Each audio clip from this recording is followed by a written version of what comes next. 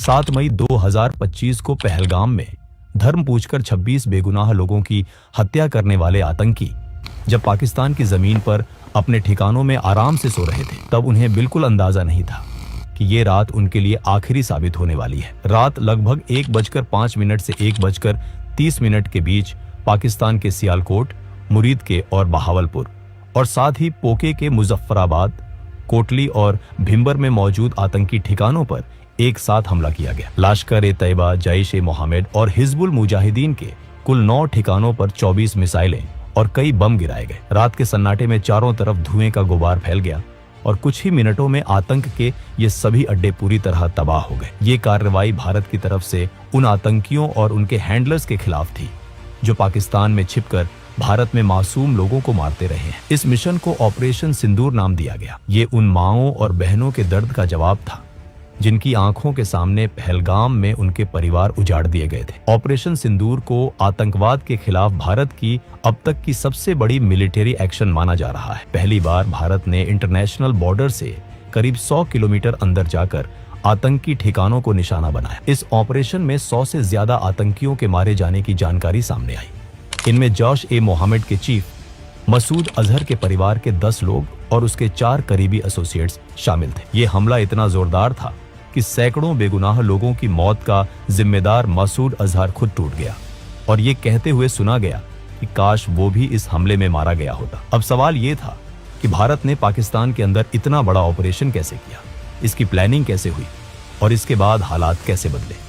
आतंकी ठिकाने तबाह होने के बाद पाकिस्तान ने घबराकर भारत के सिविलियन एरियाज और मिलिट्री साइट्स को नुकसान पहुंचाने की कोशिश की, लेकिन वो इसमें पूरी तरह नाकाम रहा। इसके जवाब में इंडियन आर्म्ड फोर्सेस ने पाकिस्तान के 11 एयरबेस पर कड़ी कार्रवाई की। इससे पाकिस्तान को भारी नुकसान हुआ और उसे पीछे हटने पर मजबूर होना पड़ा। पहलगाम हमले को अंजाम देने वाले 4 आतंकी हमले के बाद जंगलों में भाग गए, लेकिन भारत ने साफ कहा कि इस हमले के जिम्मेदार लोगों और इसकी साजिश रचने वालों को उनकी सोच से भी बड़ी सजा दी जाएगी। भारत ने यह भी साफ किया कि ये एक बेहद प्रिसाइज और जॉइंट मिलिट्री ऑपरेशन था जिसमें पाकिस्तान और पाकिस्तान ऑक्यूपाइड जम्मू एंड कश्मीर में मौजूद 9 बड़े टेरर कैंप्स को निशाना बनाया गया। इसका मकसद सिर्फ पहलगाम हमले के विक्टिम्स को जस्टिस दिलाना था। हमले के बाद पाकिस्तान की ओर से रात के अंधेरे में ड्रोन्स भेजे गए, लेकिन इंडियन आर्मी ने तुरंत एक्शन लेते हुए करीब 50 ड्रोन्स को हवा में ही नष्ट कर दिया। इसके साथ ही देशवासियों को भरोसा दिलाया गया कि मातृभूमि पर किसी भी तरह का हमला सफल नहीं होने दिया जाएगा। इसी दौरान लाहौर में मौजूद पाकिस्तान का एयर डिफेंस रेडर और डिफेंस सिस्टम भी इंडियन फोर्सेस की कार्रवाई में पूरी तरह न्यूट्रलाइज कर दिया गया।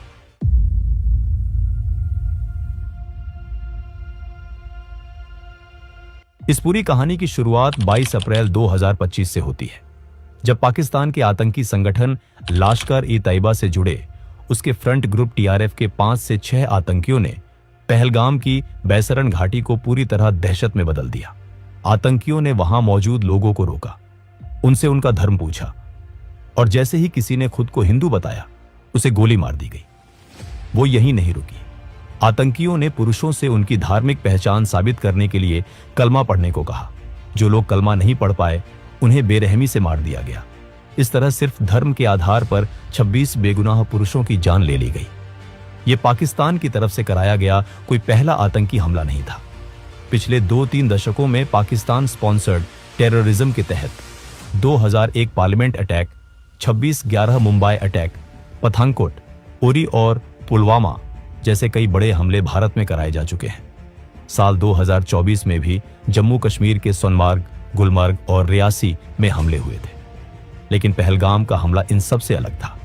इस बार आतंकियों ने इंसानियत की हर सीमा पार कर दी थी। धर्म के आधार पर की गई इन हत्याओं ने भारत की सहन शक्ति की हद भी पार कर दी। वहीं दूसरी तरफ पाकिस्तान ने हमेशा की तरह वही पुराना खेल शुरू कर दिया। कभी उसने पहलगाम हमले में शामिल आतंकियों को फ्रीडम फाइटर्स बताया, तो कभी भारत पर ही आरोप लगाने लगा। इस बार भारत सरकार ने पाकिस्तान से सिर्फ बयानबाजी करने के बजाय ठोस कदम उठाने का फैसला किया। सबसे पहले डिप्लोमेटिक लेवल पर ऐसे फैसले लिए गए जो पहले कभी नहीं किए गए थे। भारत ने इंडस वाटर ट्रीटी को सस्पेंड कर दिया। पाकिस्तान की करीब 80% खेती योग्य जमीन इंडस रिवर और उसकी सहायक नदियों के पानी पर निर्भर है, जिसे वहां की लाइफलाइन माना जाता है।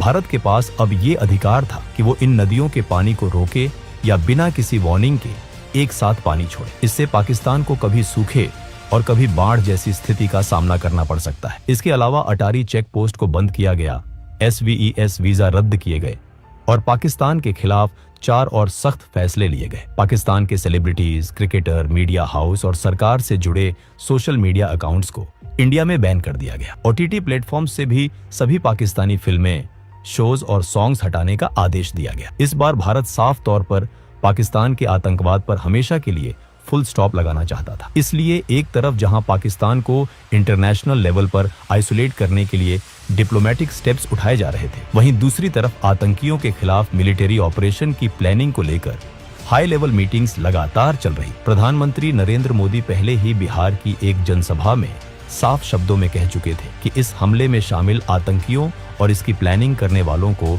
उनकी कल्पना से भी कहीं बड़ी सजा दी जाएगी। 2016 में उरी सर्जिकल स्ट्राइक और 2019 में बालाकोट एयर स्ट्राइक के बाद पाकिस्तान को अच्छी तरह समझ आ चुका था कि भारत जरूरत पड़ने पर सैन्य कार्रवाई करने से पीछे नहीं हटता। इसी डर की वजह से पहलगाम हमले के बाद पाकिस्तान को आशंका थी कि इस बार भी भारत जवाबी कार्रवाई करेगा। इसी बीच वो LOC पर लगातार फायरिंग करके माहौल बिगाड़ने की कोशिश करने लगा। उसका मकसद साफ था, तनाव बढ़ाकर विदेशी ताकतों का ध्यान खींचना, ताकि न्यूक्लियर वॉर का डर दिखाकर भारत पर दबाव बनाया जा सके और उसे किसी कार्रवाई से रोका जा सके। लेकिन भारत ने इन चालों की परवाह नहीं की। पहलगाम हमले के बाद भारत पूरी गंभीरता से आतंकियों के खिलाफ एक बड़े ऑपरेशन की तैयारी में जुट चुका था। 19 अप्रैल को दिल्ली में एक हाई लेवल मीटिंग हुई। इस मीटिंग में प्रधानमंत्री नरेंद्र मोदी, रक्षा मंत्री Rajnath Singh, national security adviser Ajit Doval, chief of defence staff general Anil Chauhan और तीनों सेनाओं के प्रमुख मौजूद थे। इस बैठक में प्रधानमंत्री मोदी ने साफ कहा कि आतंकवाद को खत्म करने के लिए सेनाएं जो जरूरी समझें वो कदम उठाएं। उन्हें पूरी छूट दी गई। इसके बाद भारतीय सेनाओं ने फैसला किया कि पाकिस्तान और पाकिस्तान के कब्जे वाले जम्मू कश्मीर में मौजूद आतंकी ठिकानों पर एक बड़ी एयर स्ट्राइक की जाएगी। मकसद साफ था, उन ठिकानों को खत्म करना जहां बैठकर भारत पर हमलों की साजिश रची जाती थी और जहां आतंकियों को ट्रेनिंग दी जाती थी। इस काम में खुफिया एजेंसियां भी पूरी ताकत से जुट गईं। रॉ और NATRO ने पाकिस्तान और POK में मौजूद आतंकी ठिकानों की रियल टाइम जानकारी जुटानी शुरू कर दी।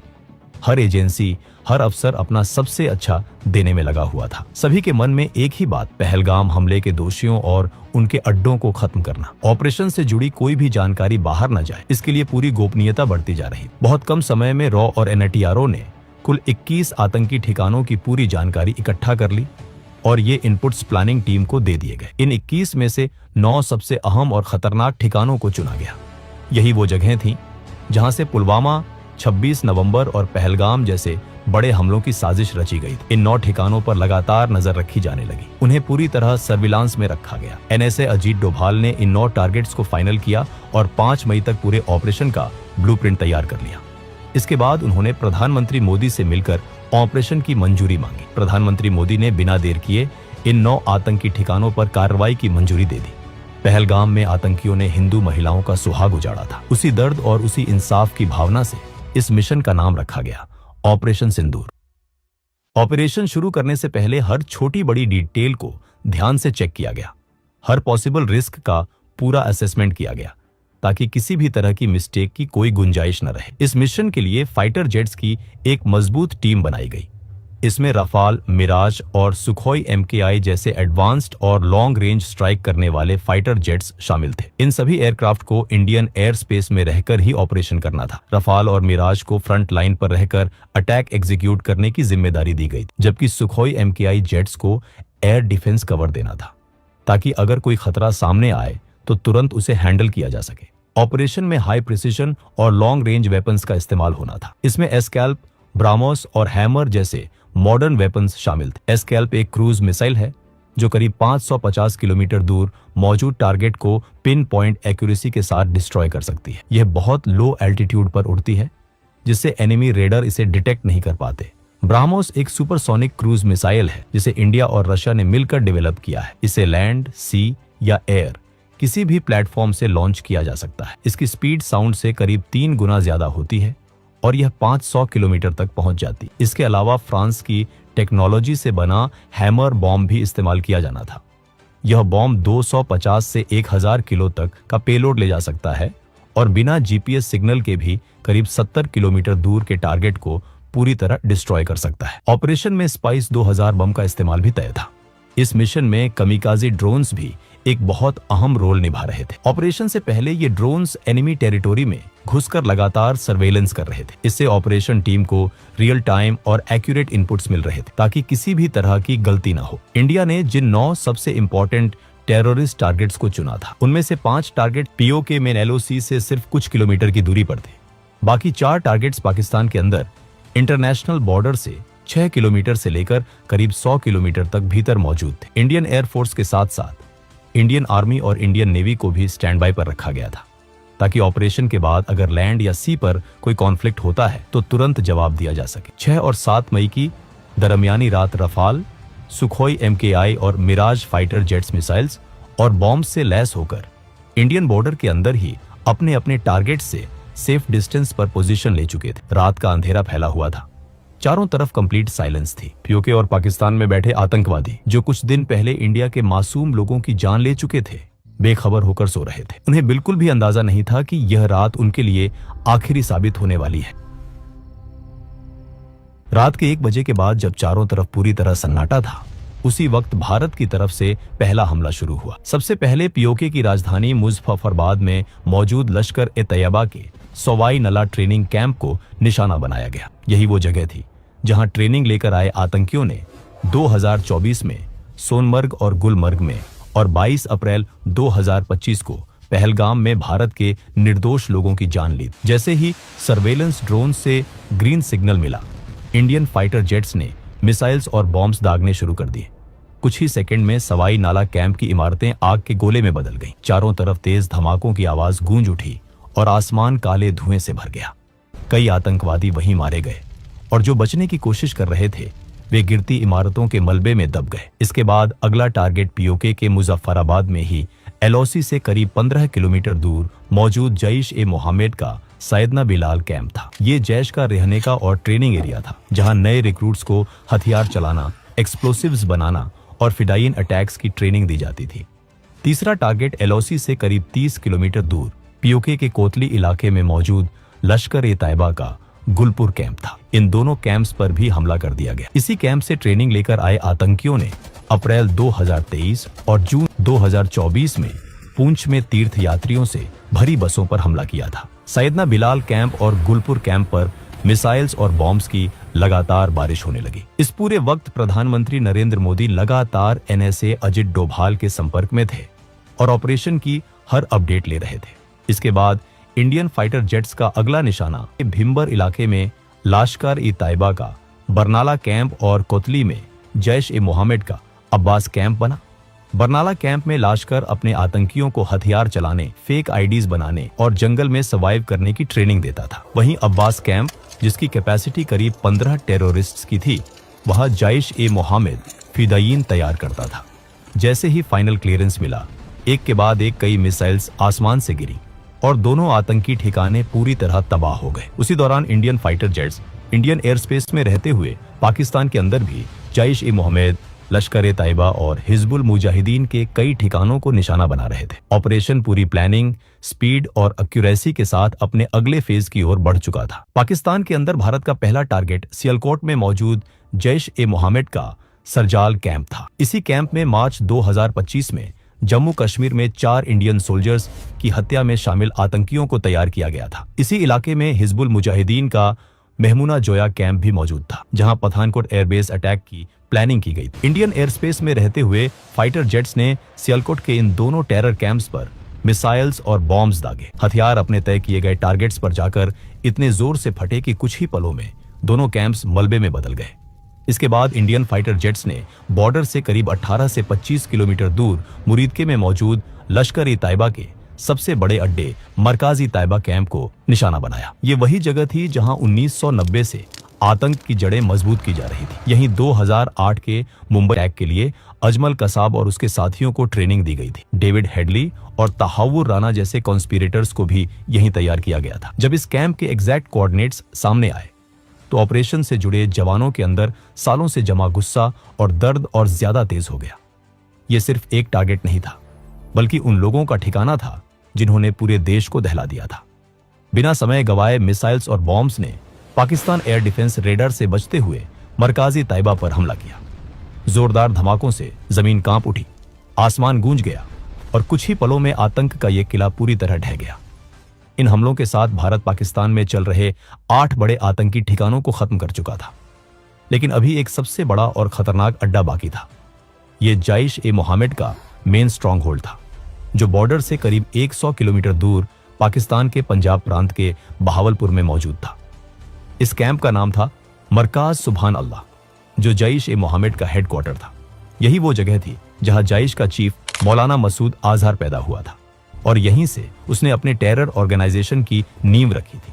इसी ठिकाने से 2001 parliament attack, Jammu Kashmir assembly attack, 2016 Pathankot airbase attack और 2019 पुलवामा अटैक की प्लानिंग की गई थी। इन हमलों में मारे गए लोगों को सच्ची श्रद्धांजलि देने के लिए इंडिया ने इस टेरर हब पर ब्राह्मोस मिसाइल दागी। कुछ ही मिनटों में जैश के हेडक्वार्टर की इमारतें पूरी तरह तबाह हो गई। इस हमले में मसूद अजहर के कई रिश्तेदार और जैश के टॉप कमांडर्स मारे गए। रात करीब 1:05 पर शुरू हुआ यह ऑपरेशन सिर्फ 25 मिनट में खत्म हो गया।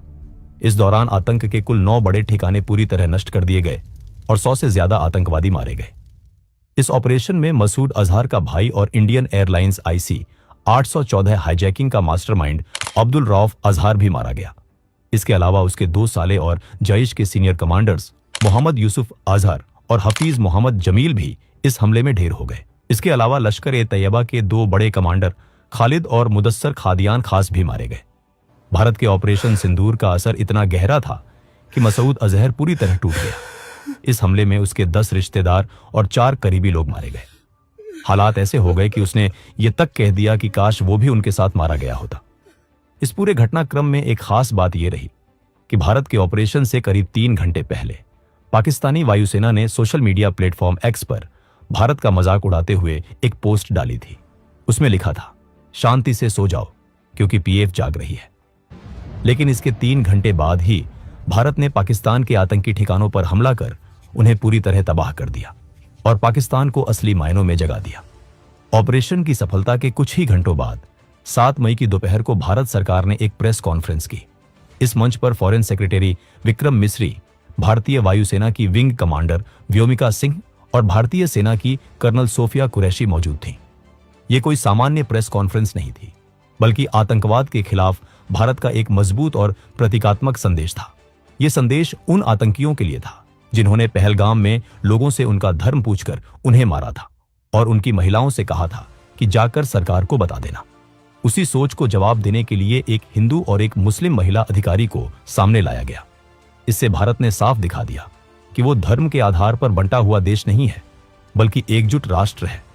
कर्नल सोफिया कुरैशी और विंग कमांडर व्योमिका सिंह ने लाइव वीडियो सबूतों के साथ बताया कि भारत ने ऑपरेशन सिंदूर के तहत POK में 5 और पाकिस्तान में 4 आतंकी ठिकानों को निशाना बनाया और सभी को पूरी तरह नष्ट कर दिया।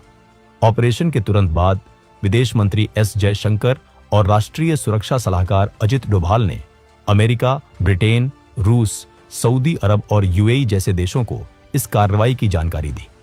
दुनिया के कई बड़े देशों ने भारत की इस कार्रवाई को आतंकवाद के खिलाफ जरूरी कदम बताया। सबसे अहम बात यह रही कि इस बार भारत की विपक्षी पार्टियों ने भी कोई सवाल नहीं उठाया। सभी ने सेना की सराहना की, सरकार का समर्थन किया और आतंकवाद के खिलाफ देश की एकजुटता दिखाई। इसके बाद पाकिस्तान के रक्षा मंत्री ख्वाजा आसिफ ने बयान दिया कि अगर भारत हमले रोक देता है तो पाकिस्तान भी कोई जवाबी कार्रवाई नहीं करेगा। लेकिन उनकी बातों के उलट पाकिस्तानी सेना लगातार LOC पर भारत के रिहायशी इलाकों को निशाना बना रही थी। पाकिस्तान की ओर से सबसे ज्यादा गोलीबारी पुंछ इलाके में हुई।